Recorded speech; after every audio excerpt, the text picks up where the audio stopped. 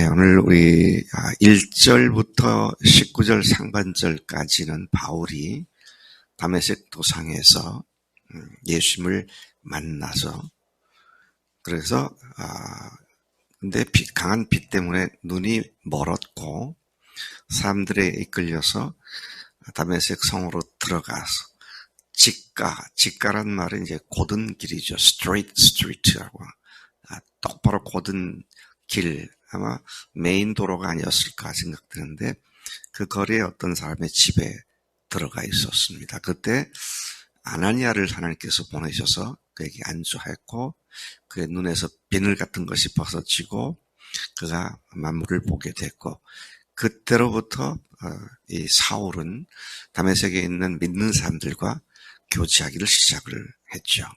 뿐만 아니라 그는 즉시로 예수님을 증거하는 부활의 증인이 되어서 복음을 전하게 되었을 때에 그곳에 있었던 유대인들, 정통파 유대교인들, 그들이 그를 죽이려고 달려드는 그런 일이 있었죠. 자, 그런 그를 죽이려는 음모와 계획이 사울에게까지 알려졌을 때 사울이 이제 그것을 피신하게 되는 이야기가 오늘 말씀으로 시작되는 말씀이죠. 자, 그가 다메섹에 들어가서 믿는 사람들과 교제하려고 할 때 장애물이 있었습니다. 왜냐하면 그에 대한 악명 높은 그의 박해 활동이 이미 다메섹에 있는 그리스도인들도 잘 알고 있었기 때문에 그가 교제를 하려고 하자 그곳에 있던 그리스도인들이 어떻게 반응을 했습니까? 이 사람이 위장 개종을 한 거 아니냐. 거짓으로 개종해서 우리 속에 들어와서 우리를 붙잡아다가 예루살렘으로 압송하려고 이렇게 한 것이 아니냐. 다 두려워했습니다. 근데 그런 오해에도 불구하고 사울은 적극적으로 그곳에 있는 형제들과 교제를 시작했고 조금 후에 보니까 그의 제자들까지 생겨나는 그런 열매도 있게 된 것을 봅니다.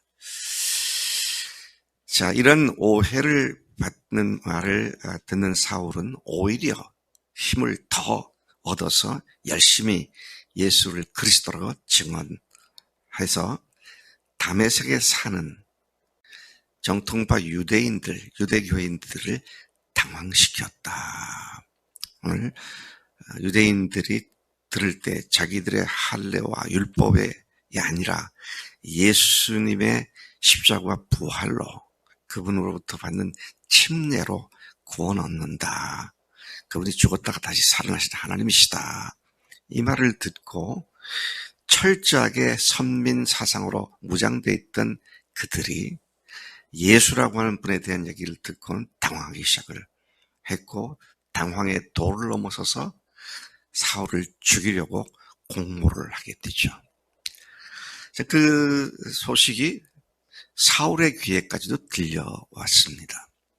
그래서 그의 제자들이 근데 그 계획이 음모가 뭐였냐면 어차피 사울이 언젠가는 이 성문을 빠져나갈 테니까 성문에다가 사람들을 매복시켰다가 그가 지나가면 그때 사로잡아서 죽이자. 이런 계획이죠. 그러니까 성을 빠져나갈 방법이 없는 거잖아요.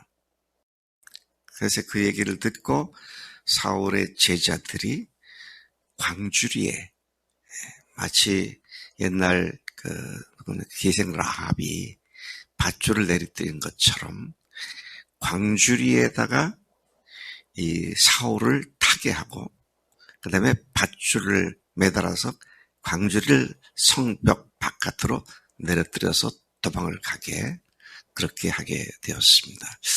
제가 이 말씀을 읽으면서 늘 항상 이렇게 부딪히는 것이 뭐냐면 그때 한쪽 밧줄 끝에는 사울이 광주리에 타고 있었고 한쪽 반대쪽 끝에는 몇 사람의 제자들이 그 밧줄을 붙잡고 있었겠는데 그 사람들이 누굴까?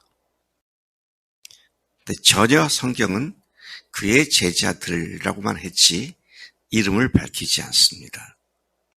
근데 그들이 참 위대한 믿음을 가졌구나. 참 귀한 일을 했구나. 무명한 그들이었는데 당신은 악명 높은 사울을 그가 이고니아나 루스드라나 이런 곳에 가서 전하다가 또 그때도 이제 몰래 성을 빠져나가는 일이 있었잖아요. 그때는 바울이었는데 이건 갓 예수를 믿은 사울이잖아요. 자기들이 밧줄을 붙잡아주고 있는 이 사울이라는 청년이 위대한 바울이 될 것이라는 아마 전혀 생각지도 못했을 거예요. 근데 그런 무명한 사람들의 섬김이 훗날 위대한 사도 바울을 세워주는 일에 결정적 역할을 했다. 우리가 작은 일이라 할지라도요, 최선을 다하면 그 결과를 엄청나게 크게 결과를 맺게 하신다. 이런 교훈을 여기서 또 받게 되는 것이죠. 23절부터 25절까지 보면 사울이 피신을 했습니다. 그렇게 해서 지금 말씀드린 대로 광주리 성벽에서 달아내려졌고 그렇게 되었던 것이죠. 26절부터 31절까지는 사울이 그곳에서 빠져나와 예루살렘으로 갔습니다. 그가 예루살렘으로 간 주 목적은 당시에 기라성 같은 주의 사도들을 12사도들이죠. 아마 그때는 이미 야고보가 순교를 당했을지 모르겠는데 그 사도들과 교제하기 위해서 예루살렘으로 내려갔습니다. 근데 거기서도 다메섹에서와 같이 똑같은 장애를 당하게 되죠. 그것은 이 자가 예수님을 믿는 우리를 박해하던 자가 아니냐. 좀 수상한 구석이 있지 않느냐. 그래서 그와 교제하기를 꺼리는 똑같은 반응을 여기서 만나게 되는 것입니다. 그가 예수님을 주님으로 믿는 주님의 제자가 되었다는 것을 그들은 믿지 않았었습니다.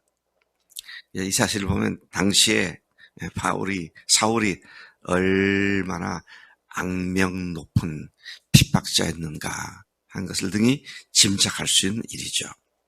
그런 사울에 대한 의심의 눈초리로 바라보는 것은 어쩌면 당연했을 것입니다. 네. 당연한 일이었겠죠. 그렇기 때문에 쉽게 교제하기가 가능하지 않을 만큼 이제 그런 장애가 되었는데 참 여기서 놀라운 것은 그런데 그렇게 오해를 받고 있는 사울을 사도들에게 잘 소개해 준 사람이 나타나죠. 그 사람이 이름의 뜻이 권면하는 자, 위로하는 자, 이름대로 사도들에게 사울을 만나서 교제하라고 잘 권면을 해준 사람, 그가 바나바죠. 참 귀한 중개자 역할을 했구나. 그런 사실을 보게 되는데요. 그 바나바가 사도들에게 사울을 데려가서 교제의 끈을 이어주는 그런 역할을 한 것을 봅니다. 이렇듯 우리는 누군가를 하나님의 사람들과 교제할 수 있도록 중개해주는 사람을 필요로 하고 또 우리가 그런 사람이 돼야 한다는 교훈을 받습니다. 네. 사람들이 오해해서 교제가 단절되어 있거나 아예 교제를 시도하지 않으려는 그런 사람들을 연결시키는 것이 참 중요하다. 우리 교회에도요, 그런 사람이 꼭 한 사람이 있어요. 연결을 꼭 받아야 할 사람 한 사람이 있습니다. 윤전도사잖아요. 좋은 자매하고 연결이 돼야 되는데 얼마 전에 우리 권장로님께서 한번 연결을 시켰었다. 그런 말을 제가 들었습니다. 한 사람 또 있으신가요? 중매하는 것도요, 이게 주님의 일입니다. 참 좋은 사람, 각각 보면 다 좋은데 서로 만나지를 못해가지고 이제 그런 어려움들이 있는데, 이렇게 연결시켜주는 사람을 뭐라고 말합니까? 오해 있고 한 그런 사람들을 연결시키는 사람을 피스메이커라고 해요. 화평케 하는 자. 사람과 사람을 양쪽을 다 알기 때문에 잘 교제할 수 있도록 또 연결될 수 있도록 하는 그런 일을 하는 것을 말하는 것이죠. 이 바나바가 어떻게 했습니까? 먼저 사울을 데리고 사도들에게 가서 그를 소개했습니다. 근데 소개한 내용을 보면 참 자세하게 했구나 사실 보는데요.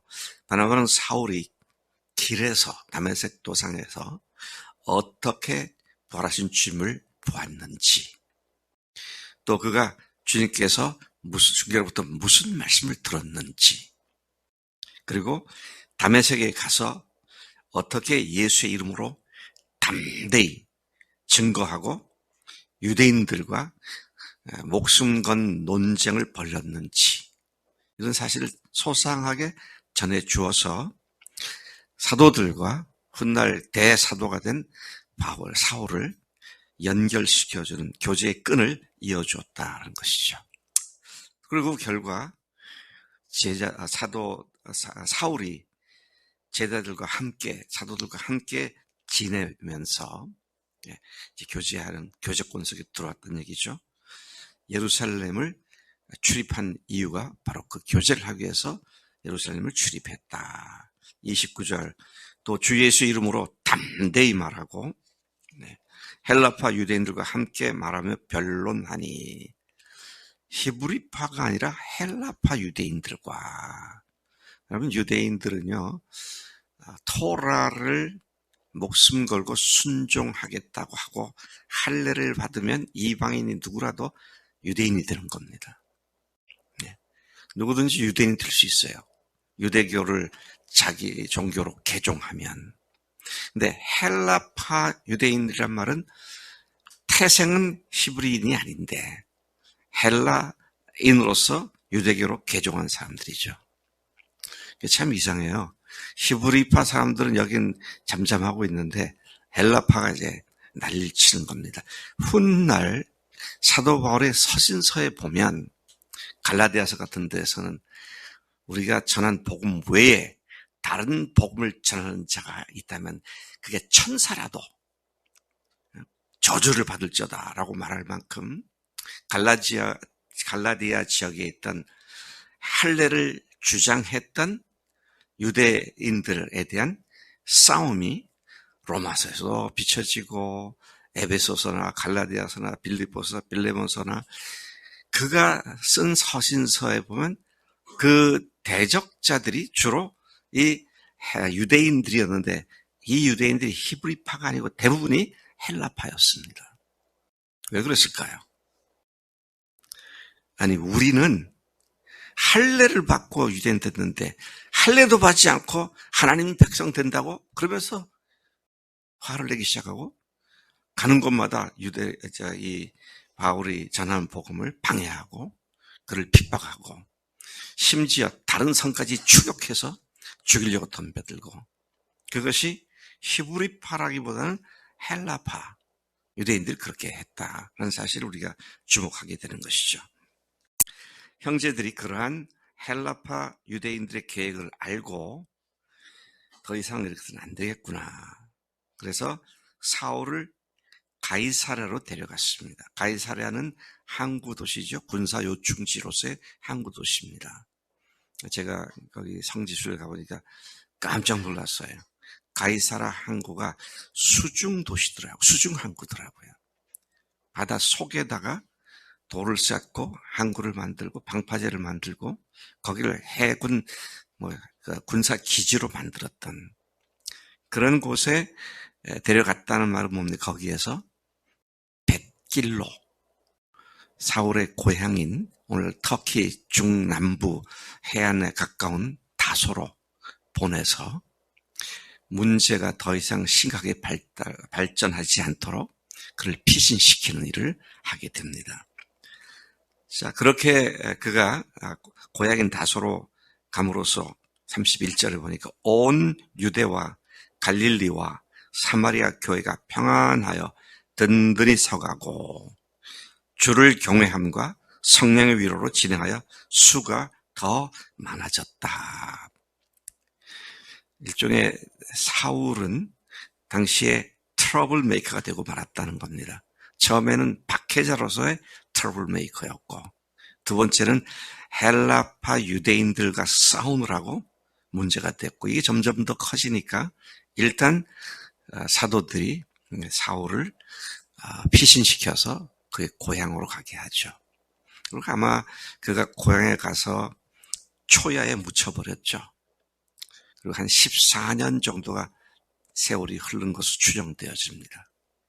그 14년 동안 하나님께서 정말로 하나님께 아주 귀하게 쓰임받는 사도로 주님께서 그를 다시 재창조하셨고 만드셔서 그를 갖다가 전 세계 기독교 무대 위에 다시 올려놓고 어마어마한 대사도의 사역을 감당하게 하셨다.